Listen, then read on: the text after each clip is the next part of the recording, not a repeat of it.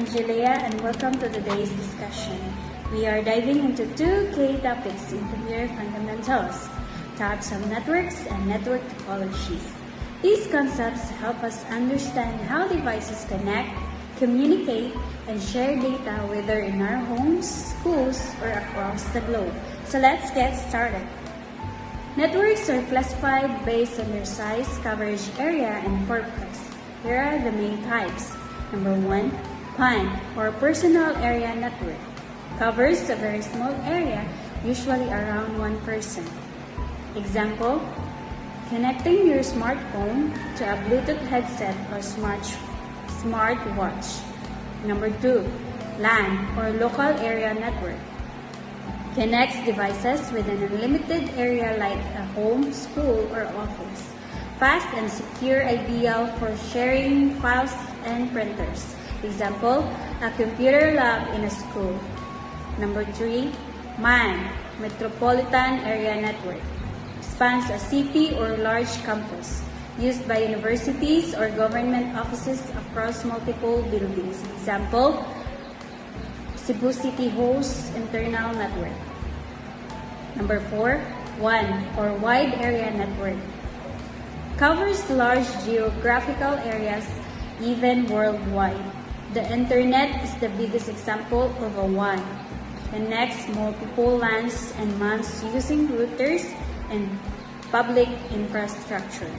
Number 5, there are other types to know, like WLAN, wireless LAN like Wi-Fi in your home. Then second, CAN or Campus Area Network used in universities. The SAN or Storage Area Network for managing large data storage. So, the next is the network topology refers to the layout or structure of how devices are connected. So, let's explore the major type. Number 1, bus topology. All devices share a single communication line. This is simple and cost-effective, but one fault can affect the whole network.